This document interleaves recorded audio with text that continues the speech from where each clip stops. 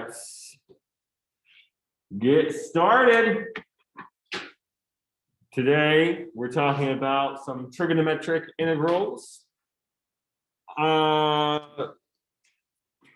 It might not be the most exciting thing, I will not lie to you, but we're going to need what we talk about today to help us tomorrow, or maybe when we talk about integration by trig substitution. Okay, a lot of the integrals that we get when we learn about trig substitution are going to be integrals that look like what we get today. Okay, so today is going to be a lot of u substitution and a lot of using trig identities, which everybody loves. Okay, so a few announcements. Number one, exams are graded in Canvas. I think I mentioned this in an announcement. You're going to be able to do corrections to get half the points back that you might have missed. So that can bump almost, everyone in this class, that could bump you up a full letter grade. Okay, so just make sure to do your corrections in a notability note, and email those corrections directly to me as a PDF. And as long as they are correct, you'll get half the points back on your exam. Okay, so do that by Friday. Are there any questions about this? It was a tough exam, but overall I was pleased with what I saw. And again, you can get up to half of those points back if you do corrections. You have homework due tonight over integration by parts. There's new homework assigned in Canvas over what we're going to be learning this week.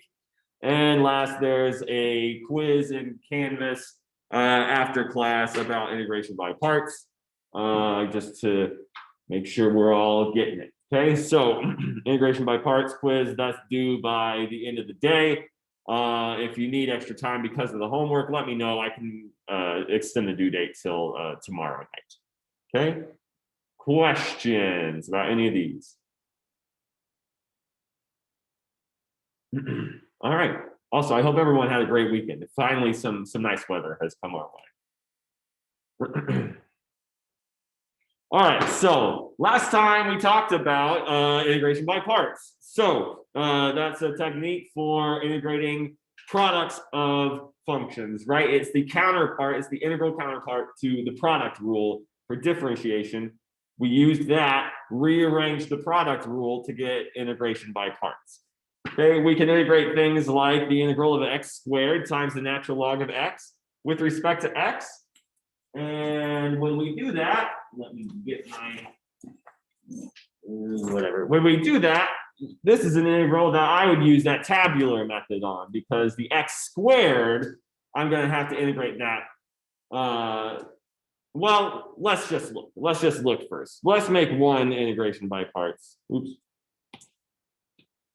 Let's use one iteration of integration by parts and see what happens. So what would you guys want to make u, and what would you want to make dv here? And remember, when you're making this choice, you always want to scream liate. And u should be the thing that occurs furthest to the left in liate. So do I have something that occurs furthest to the left in liate? Yeah, natural. Oh, careful, we have a log here, right? We have a natural log. So I want to make that u, actually. And then dv, well, that's just going to be everything else. Okay. So to go from u to du, I do a derivative, voice crack and all. And then to go from dv to v, I take an antiderivative, right? So antiderivative of x squared, well, I'll add 1 to the exponent, get x cubed over 3. Again, you might ask, should I add c? And the answer is no, you don't have to. You can later, and actually later, much later in the semester, for a proof, the C actually will be helpful. Not entirely necessary, but helpful to make a proof easy. But that's way later in the semester, okay? So let's do integration by parts. I actually misspoke when I said you could use the tabular method. You don't need to do that here because u times v, well, that's going to be x cubed over 3 times the natural log of x cubed over 3 times the natural log of x. So there's u times v, and then minus the integral of v times du. So x cubed over 3 times 1 over x, that's x squared over 3 dx. Okay. So this is x cubed over 3 natural log of x and minus, what's the integral of x squared over 3? Well, I'll add 1 to the exponent again. I'll get x cubed again, and now divided by 3, but there's another 3 in the bottom, so x cubed over 9. And don't forget the plus c.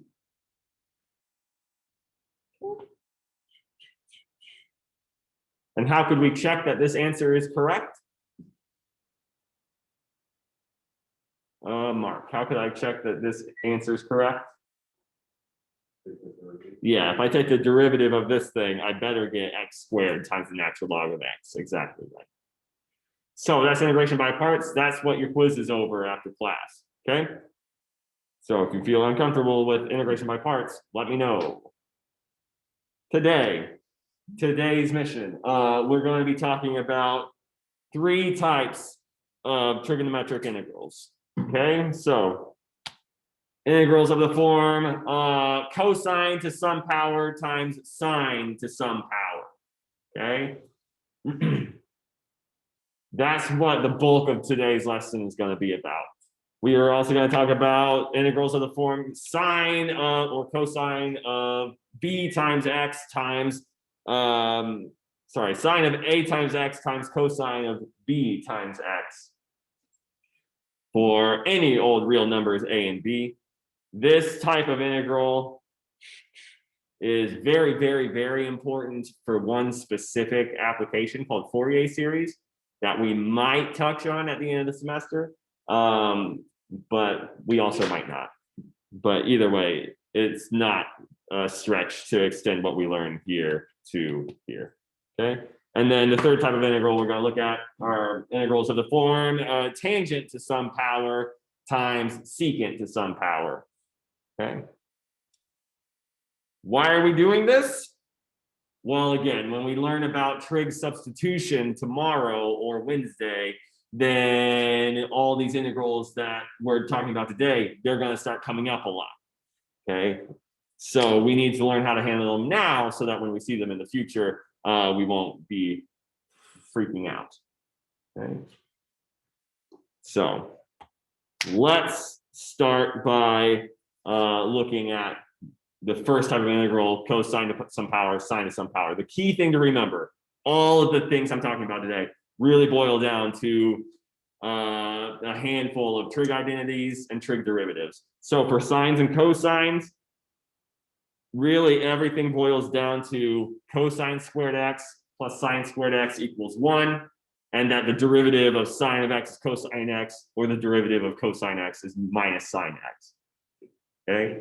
Any trig integral that has cosine to some power times sine to some power, you're going to implicitly be using these facts to aid you in getting to the answer.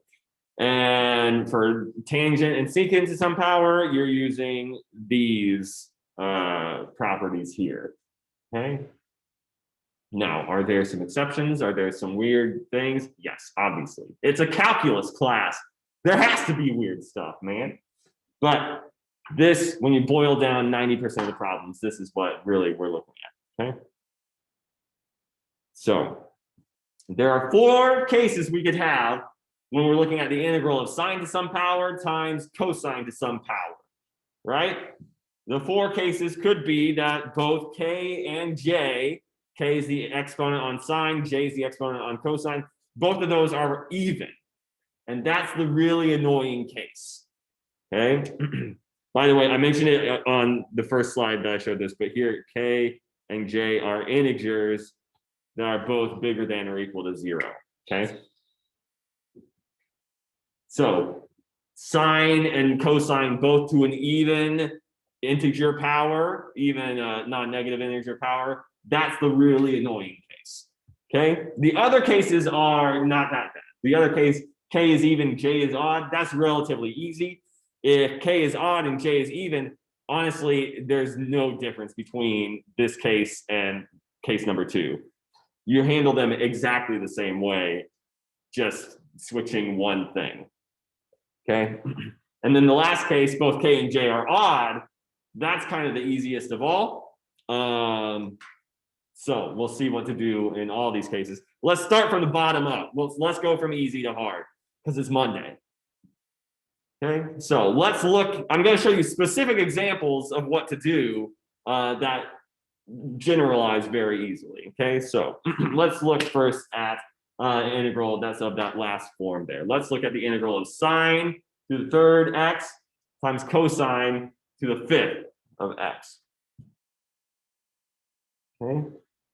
As a reminder, this notation means the integral of sine of x to the third times cosine of x to the fifth. Sines and cosines are the only functions we do this with for some reason. Or trig functions, not just sines and cosines. Okay, so for this one, the main idea is, well, if I only had one sine, let's look at a slightly different problem. Let's say I only had one sine. Let's say this was the integral of sine of x times cosine to the fifth of x. What would be your natural instinct to do to evaluate this integral? No wrong answers. There's no wrong natural instinct. Use substitution, right? This is cosine to the fifth. Cosine is inside of the function x to the fifth, right? And then sine is up to a constant. Sine is the derivative of cosine, really negative sign, but the negative doesn't matter when you do u substitution. And so if it was just sine of x times cosine of x to the fifth, I would make a u substitution. U is cosine of x, bingo bango. I get cosine of x to the 6 over 6 divided by -1, and everything's great. Now, what I'm going to do, we have a cosine or a sine to the third here, but it doesn't really change anything. And here's why. I'm going to say, I'm going to break this apart into sine squared x times cosine to the fifth x. I'm going to save a sine of x over here by itself.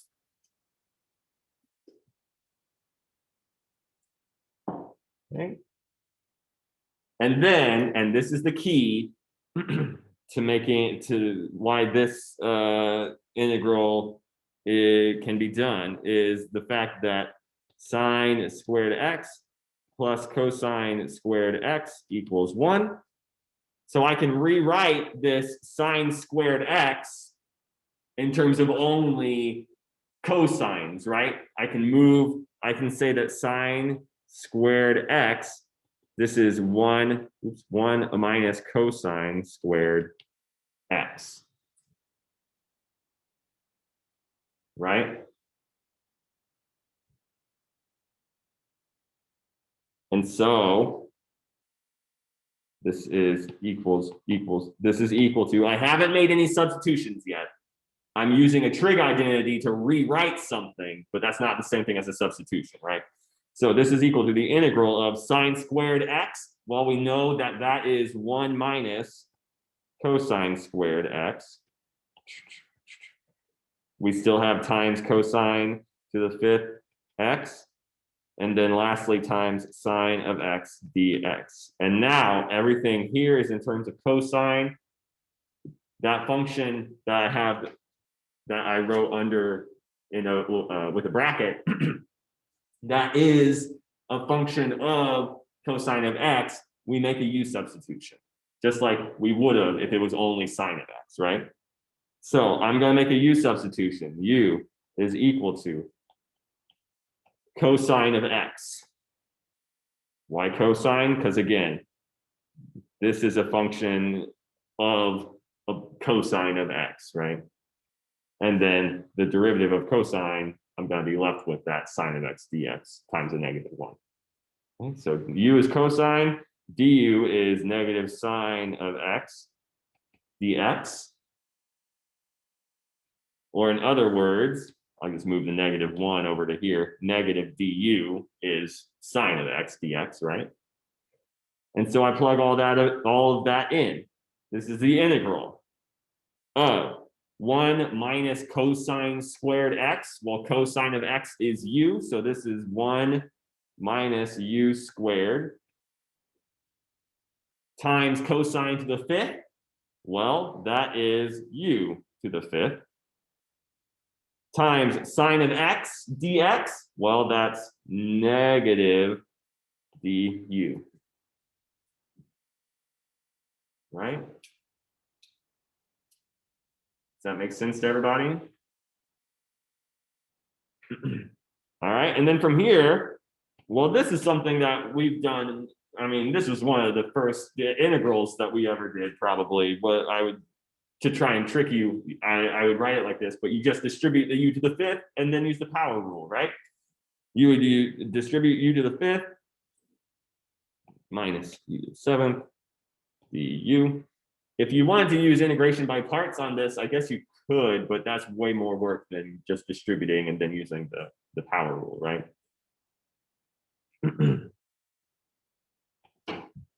Okay, and then this is negative. Well, the integral of u to the 5th. What's the integral of u to the 5th, Austin? Oh, u to the 6. U to the 6 over 6. Perfect. And then minus the integral of u to the 7th. What is that, April? U to the 8 over 8. Perfect. U to the 8 over 8. Wonderful. And am I done? Did we finish this problem? No, of course not. The way I asked that. No, we have to have, oh, careful, Chase. That's on me. That should be in parentheses. There should be those parentheses. So when you distribute the negative, this would actually be minus that and then plus. Okay. So when I plug back in u is cosine of x, we end up with our final answer. Negative cosine to the 6th x over 6 plus cosine to the 8x over 8 plus some constant. Okay. Notice, I mean, the fact that k was 3 and j was 5 almost didn't matter at all. The thing that really matters is that I can split sine up into sine to an even power and be left and have a sine x dx. Yes, April. Sorry if this is a silly question, but what happened to the second sine of x dx that we broke apart from the terms of cosine? Yeah, so that became the du. Okay, thank you. Yeah, exactly. Good question. So that's kind of the most important thing that's happening here that lets us do this. Okay. Notice also that, I mean, I could have done the same thing with cosine, right? I could have picked cosine to split that up into cosine to the 4th times cosine x dx. The only reason I didn't do that is if I had done that, let me add a page here. If I had done that instead, we would have the integral of sine cubed x cosine to the 4th x times cosine of x dx. And then I can rewrite this as the integral of sine cubed x. Cosine to the 4th is cosine squared squared, right? So this is cosine squared x squared. And then cosine squared, we can rewrite using cosine squared plus sine squared equals 1. So this is the integral of sine cubed x times cosine squared is 1 minus sine squared x. And then that is all squared And then we do the same thing, but now u is sine of x. Du is cosine of x dx. And then the integral that I get is the integral of, well, u cubed times 1 minus u squared times, well, cosine x dx, that's just du. So the only reason I picked cosine, I picked to break up the cosine instead of the, I picked to break up the sine instead of the cosine is because this integral is slightly easier to work with than this, because I don't have to, you have to expand a square there, which really isn't that bad, but, you know, save some work for yourself. Okay, so this is why the K and J both odd case is kind of the nicest, because you can pick whatever you want. You don't need to remember which one should I break up. You could pick either and you'd be fine. Okay. Are there any questions on this process? This is really how the other 3 cases, well, this is how 2 of the other cases go. You just need to be a little more careful in how you pick sine and cosine, which one to split up. Okay. So let's look at another case. Let's look at what happens if K is even and J is odd. Okay. I'm going to give the game away and tell you that you're going to break one of these up again.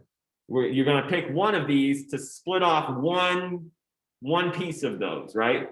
I'm either going to break this into sine cubed times sine, and then times cosine to the 5th, or I'm going to have a cosine to the 4th times cosine. So which one do we think I should split up? Why? Because it's odd. Yes. And you can do what you just did in the last one. Exactly right. You want to all, I mean, here's the game. You want to break up the odd one. You want, because then what's going to be left is an even power that you're going to be easily be able to replace with cosine squared plus sine squared equals 1. Okay, that's the whole idea. So you pick the odd power to split off one piece of that odd power. Okay, so this is the integral of sine to the 4th x cosine to the 4th x times cosine of x dx. Okay. And so I look at cosine x dx, I want to end up with a cosine x dx. So that means I'm going to need to pick u to be sine of x, right? So that means I need to rewrite cosine in terms of sines. Whatever you break off, you want to rewrite every other, in this case, cosine in terms of sines.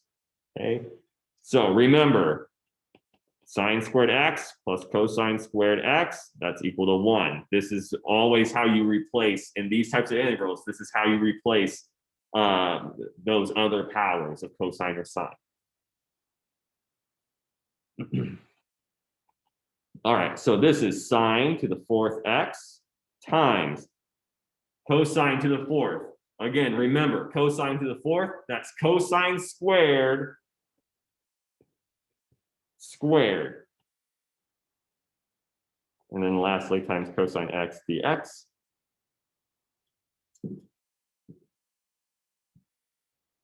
So this is the integral of sine to the 4th.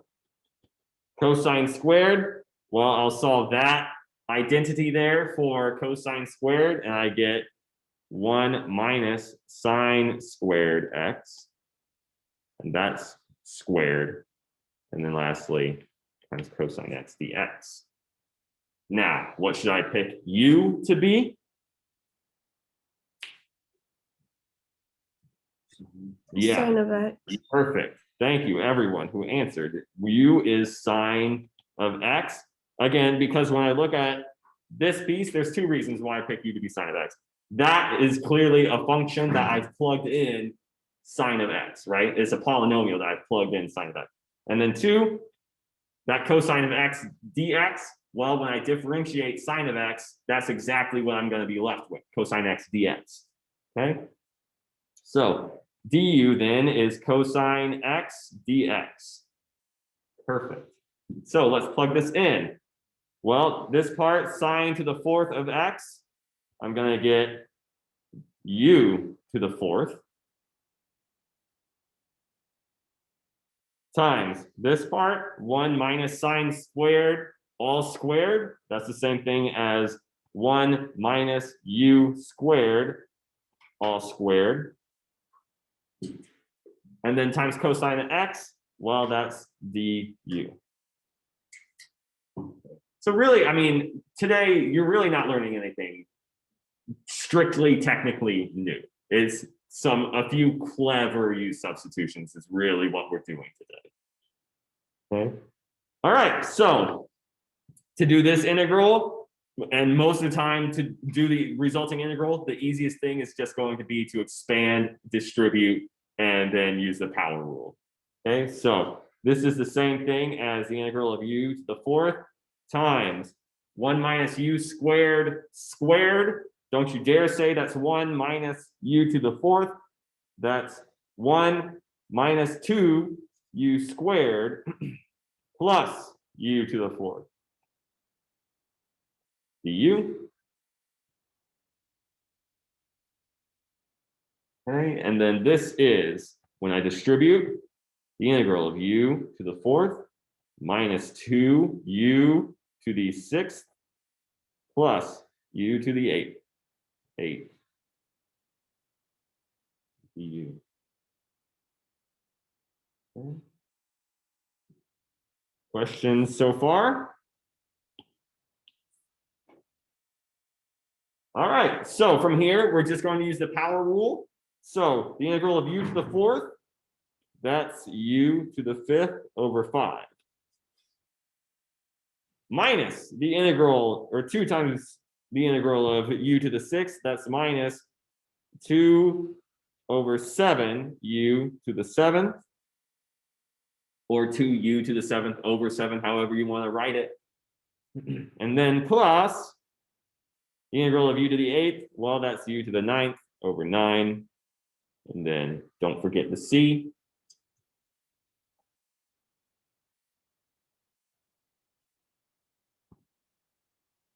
Okay, and then I simply plug back in for u. So my final answer is going to be, well, u to the fifth, that's sine, right? Sine, yes, sine to the fifth x divided by 5 minus 2/7 sine to the seventh x plus sine to the 9x over 9 plus some constant. Let me rewrite that a little bit better. Plus some constant. Okay. And we got it. Questions on that?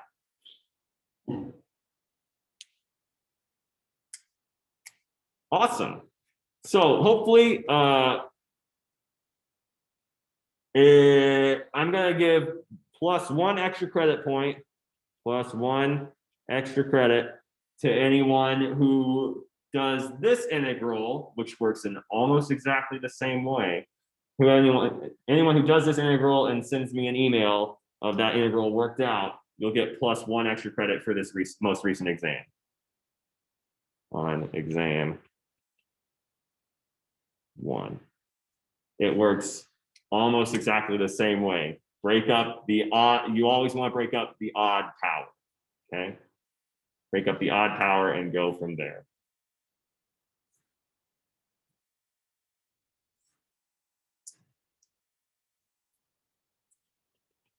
Email that to me. That's also due by Friday, okay?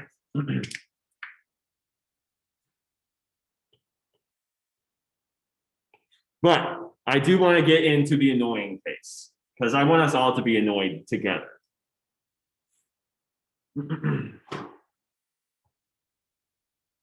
Okay, so the annoying case.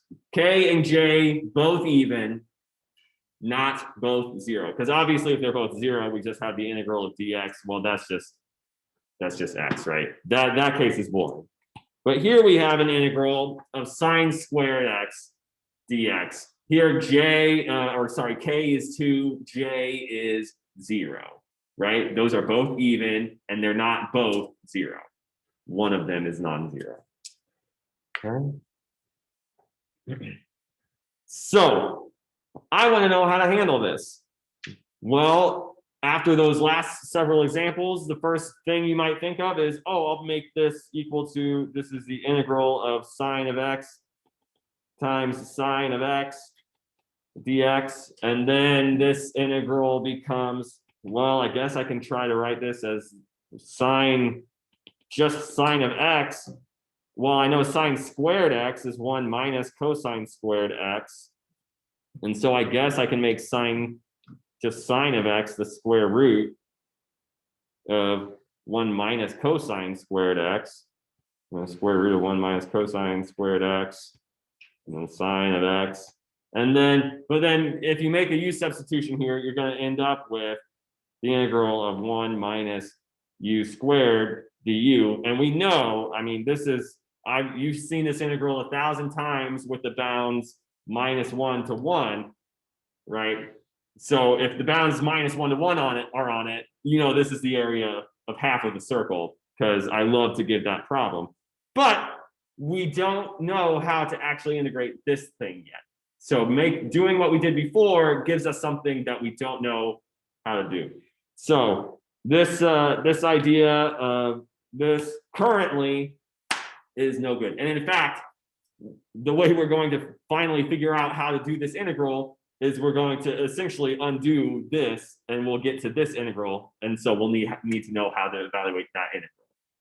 Okay. So instead, we're going to use, and I hinted, you've actually seen this on the review, right? We're going to use the fact that cosine of 2x, that this is equal to, really what it's equal to, there's several things. It's equal to cosine squared x minus sine squared x.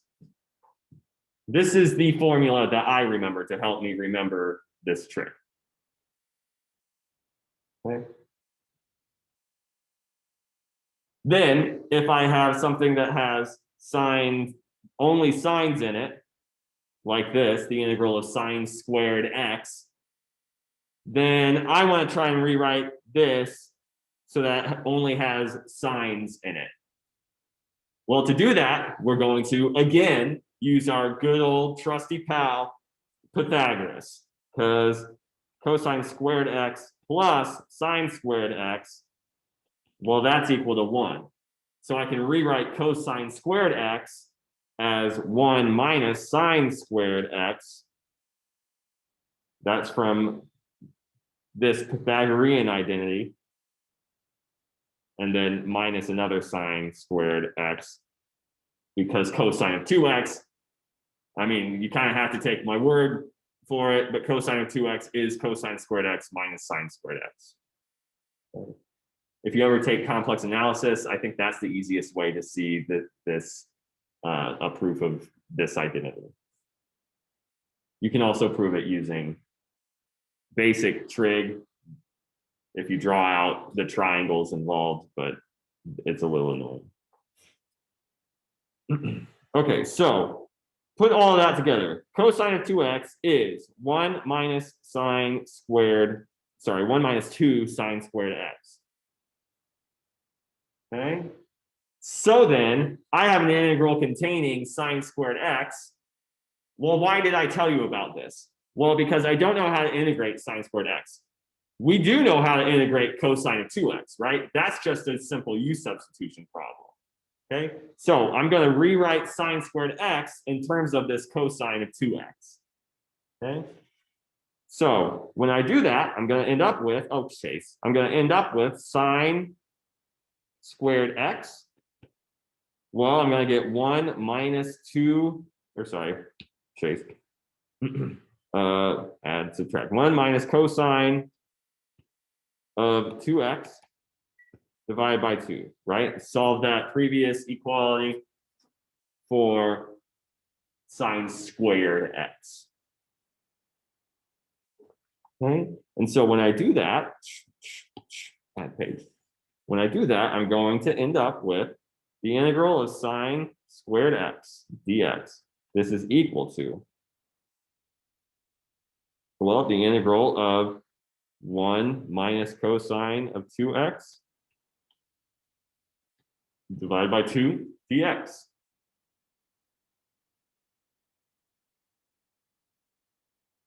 Right?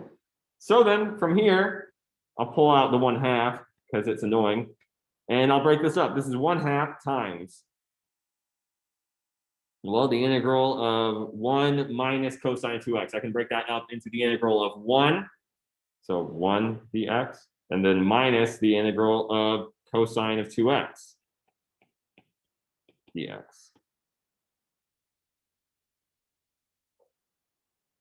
Any questions on how I got to that line from the previous line? Okay, so then 1/2 is out in front. Do not forget about it. The integral of 1 with respect to x. What is that, Sinyao? Yeah, X. I gave you the easy one. And then minus, how would I do the integral of cosine of 2x? U substitution, right? If you let u be 2x, then du is 2 dx, or in other words, 1/2 du is dx. And then this just becomes the integral of, well, I have another 1/2, the integral of 1/2 cosine of u du, right? This other 1/2, again, comes from solving for dx. dx is 1/2 du. Okay.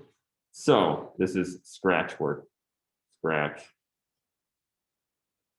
We end up with 1/2 times x minus 1/2 times integral of sine of u with respect to u.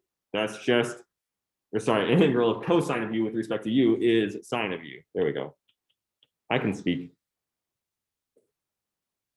And then if you want, you can add your constant there, or you can just add it outside. It doesn't matter. So this is 1/2 x. I'm going to distribute minus 1/4 sine of u. Well, now I'm going to replace u was 2x.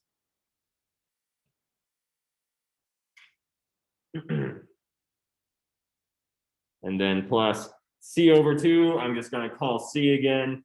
It's just an arbitrary constant, so it doesn't matter that you divide it by 2. Okay. Questions? So the main identity that you're going to use when you have integrals involving sines and cosines to an even power, the main identity you're going to use is cosine of 2x equals either 1 minus 2 sine squared x, or cosine of 2x, it also is equal to 2 cosine squared x minus 1. Okay, you use this to reduce things that have cosine squared. You use this to reduce things that have sine squared. And if you have a mixture, if like this example here, you're going to have to use both of those identities. Okay. And again, the way I find it kind of difficult to remember which one is in which order, I prefer to memorize cosine of 2x is cosine squared x minus sine squared x, and then use the Pythagorean identity to solve, to get the appropriate right-hand side. Okay. So cosine of 2x is all of these things and more. But this is what we care about. Okay. So this is why this is the annoying case, okay? Because you have to remember a few more trig identities. And if you have the most annoying thing is if you have a sine, say, to the fourth and cosine to the fourth, then you have to do what we just did, but twice for each of the powers. Because every time you're going to reduce the power by 2, or by a half rather. Okay, so this is the very annoying case. So let's find the integral of sine squared x times cosine squared x. Well, using these identities here, I know that sine squared x is, well, that's going to be 1 minus cosine of 2x divided by 2. And cosine squared x is equal to 1 plus cosine. Sorry, cosine squared x is 1 plus cosine 2x over 2.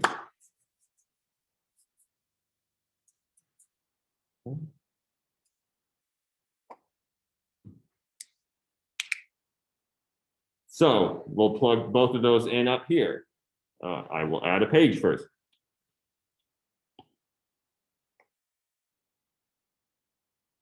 We get the integral of sine squared x, that was 1 minus cosine of 2x over 2. Cosine squared x, that's 1 plus cosine 2x divided by 2 dx. And these are multiplied together. So you might want to put parentheses here and here. Okay, so the 1/2 times the 1/2, I'm going to pull that out as a 1/4 times the integral of, well, 1 minus cosine 2x times 1 plus cosine 2x. That's the same thing as 1 minus cosine squared 2x. Okay. And this is why I'm showing you this example. Guess what we have to do with this now? We have to do it again. So because this is 1/4 times the integral of 1 dx. Well, that's easy, but then minus the integral of cosine squared of 2x dx. Okay. But then you say to me, but that's cosine squared of 2x. And I only know how to handle cosine squared x. Well, if I come back here and I plug in a 2x on this side, as long as I plug in 2x for x on this side, I still get something that's true. Okay, so this tells me I plug in cosine squared 2x on the left just for x. On the right, I get 1 plus cosine of 2 times 2x. So I get 1 plus cosine of 4x. Did I lose anybody on that one?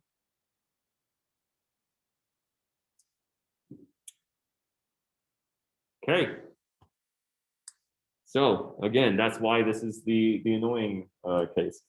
So this is equal to 1/4 times, well, the integral of 1, I'm just going to write that in as x minus the integral of cosine squared 2x. Well, that's the integral of, we just found out cosine squared of 2x is 1 plus cosine 4x over 2.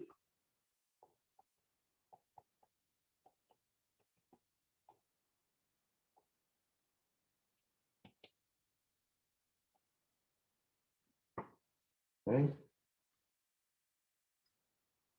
Questions?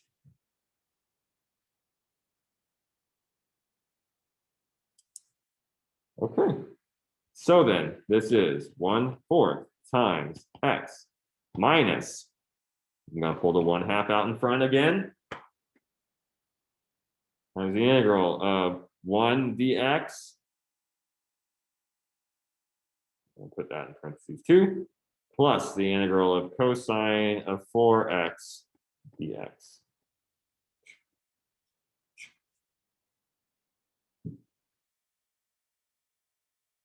Okay. And this is 1/4 times x minus 1/2 times x.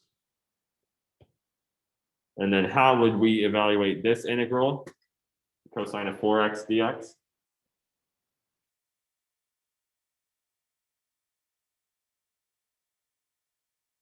Meenakshi, what would you want to do to integrate the cosine of 4x dx?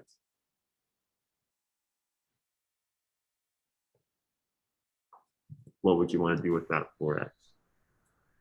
Can we just like do cosine of 2 times 2x? Yeah, you could. Yeah, I think you're on the right track for. I think we're on the same track. We could do what we did before with when we had sine of 2x. Yeah, you're exactly right. And then use a u substitution, right? When we were in that scenario before, we let u be that's 4x, right? And for some of you, you might not even need to do that at this point. Some of you might just say, yeah, some of you might be at the point where you can just say, well, I've done so many u substitutions where u is just, 4 times x, and I know I'm just going to get the integral of that thing and then divide it by 4. If you're not there yet, that's totally fine. You would use u equals 4x, du is 4 dx, and go from there. To save time, the final answer is sine of 4x over 4. Okay.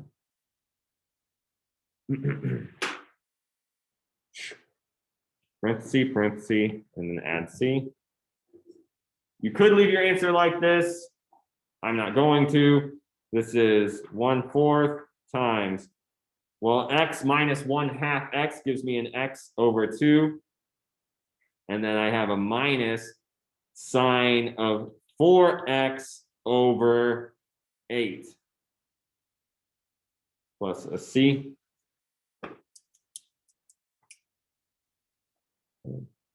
Which is x over 8 minus sine of 4x over 32 plus a constant. So I hope everyone agrees with me that that's the annoying case. That reduction is called a reduction formula, to go from sine squared x to 1 minus cosine of 2x over 2. That's a reduction formula because you're reducing the power that you're working with. If you have a sine to the 4th x, well, guess what? You do. Would that be a negative? No, go for it. Would that be a negative x over 2? X minus x over 2. Yes, but this would be a negative x over 2. But when I take x minus that, I would end up with a positive x over 2. No, you're fine. No, I make that kind of mistake all the time. Always ask if I'm doing something right. So if you have, say, a cosine to the 4th on your homework, for instance, well, you're going to use the fact that cosine to the 4th x is cosine squared x. Then you replace the cosine squared with this. So this is 1 plus cosine of 2x over 2 squared. Then you expand, and then you use that reduction formula again, okay? It's super annoying. It's super tedious. There's no way around it. Now you know how to handle it, though.